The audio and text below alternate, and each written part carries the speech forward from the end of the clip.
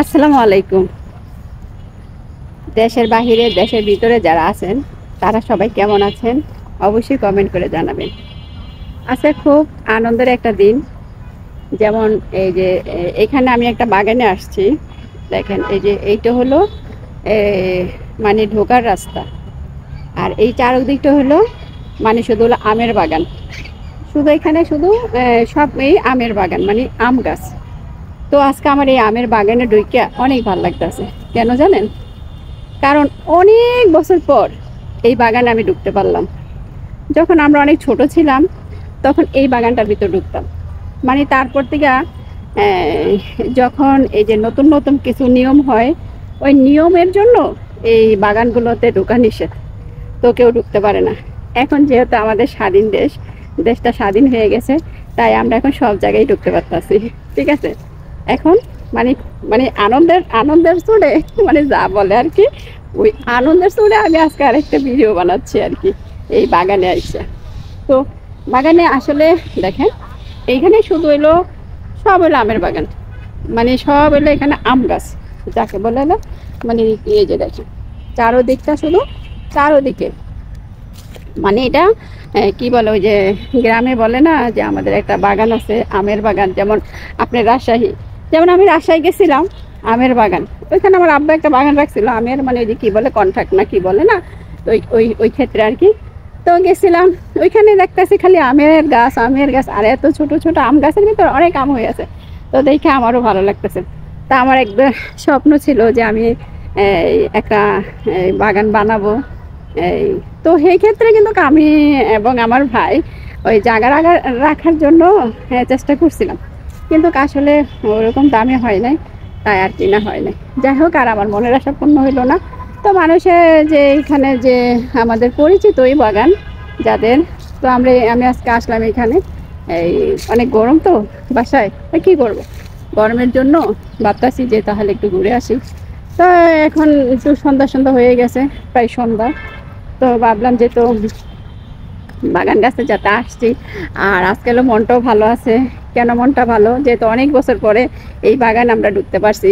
আর আমি না, এই বাগানটার ভিতর এখন অনেক মানুষ ঢুকতে আছে। কেন জানেন? কারণ এইটা এতদিন ছিল হলো আপনার ওই যে তালা মারা, মানে কাউরে ঢুকতে দিত না। ওই যে সরকার ছিল না আগে, যে সরকার যে মনে করতো যে এই পুরাটা পৃথিবী আমার। ঠিক আছে, তো এরকমও এখানকার কিছু লোক ছিল যে ভাবতো যে এই এলাকাটাও আমাদের। ঠিক আছে, আসলে কিন্তু এটা ওদের এলাকা না, এইটা হইলো মানে ক্ষণিকের এলাকা। যেমন আমাদের বাপের বাড়ি আছে, ওইটা হলো আমাদের চিরস্থায়ী এলাকা। আর আমরা যদি চাকরি করি, সরকারি হোক বেসরকারি হোক, দেখা গেল এই সরকারি চাকরি হইলে কিছু কয়েক বছরের জন্য কি করে আমাদেরকে বাসা দেয়, আমরা থাকতে পারি।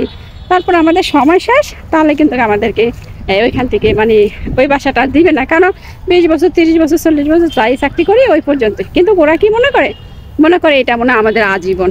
ঠিক আছে, মানুষ এরকম এখন বর্তমানে যে অবস্থা এরকম দেখায় আর কি। তো সেক্ষেত্রে আজকে মানে এই মনের আবেগগুলো মনে উঠে যাইতেছে যে এক সময় আজকে প্রায় 15 বছর পরে আমি এই বাগানটার ভিতর ঢুকতে পারলাম। এই 15 বছর ধরে মানে এইটার একদম মনে হচ্ছে যে নিজের নিজের নিজের করে তালা তোলা দিয়ে মানে কেউ ঢুকতে দেয় না। তো আসলে এরকম কেউ শুনছেন কিনা আমি জানি না, তবে আমি শুনি না, আমি নিজে চোখেই দেখতেছি। আর এখানে এলো মনে করেন এই আমরা তো এই চারপাশেই থাকি। তো আমরা আগে এখান থেকে যখন আমার মা ছিল তখন রোজ সকালবেলা হাঁটতো, হাঁটতে হাঁটতে মনে করে পুরো এলাকা ঘুরতো। ঘুরে এই যে দেখেন কত মোটা গাছের একটা নিচে আমি দাঁড়াই আছি, দেখেন এই যে গাছগুলো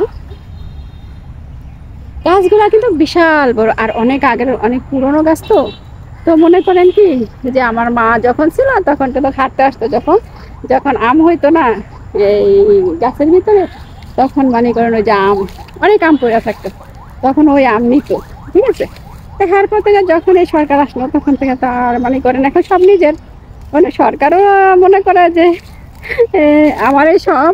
তো এই পাবলিকও মনে করে যে আমাদেরই সব। আসলে এটা চিরস্থায়ী, কারণ আজকে আমরা আছি কালকে থাকবো না। কারণ এই এই এই পৃথিবীতে আমরা 2 দিনের অতিথি, তাই না? এই যে রং সং রং কত কিছু করি, আসলে 2 দিন আর বেশি কিছুই না এখন। তাই আমি ওইটাই ভাবতাছি যে আজকে দেখেন অনেকেই কিন্তু ভিতরে ঢুকতেছে, অনেকে ছবি তুলতেছে, অনেকে হাঁটতেছে, অনেকে গাইতেছে মনের আনন্দে। যেমন আমিও আসছি এখানে ভিডিও বানাচ্ছি, ঠিক আছে। আজকে আমারও মন অনেক ভালো, কেননা অনেক বছর পরে যেহেতু ঢুকতে পারছি। তো ভাই বোন ওইটাই বলি যে আসলে এই জীবনটা হলো 2 দিনের। আমরা আজ আছি কাল থাকবো না, কিন্তু আমরা কাল অবশ্যই চলে যাব। তাই আমরা এই 2 দিনের জন্য কোনো বাহাদুরি দেখাবো না। আর এই নিজের স্থায়ীয় বাড়ি হইলেই কি, যেমন আমাদের বাড়ি আমরা যাই না কইরা আছে, তাইলে ওইটা কে বুক করতেছে?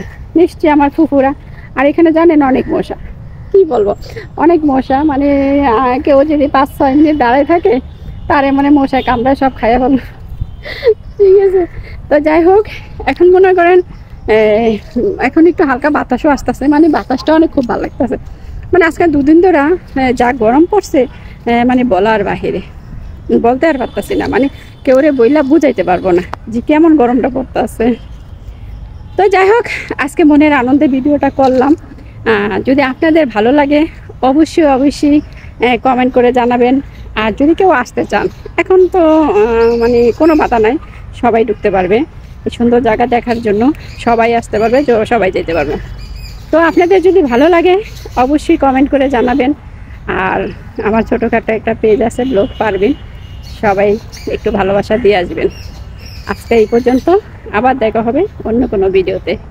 আল্লাহ হাফেজ।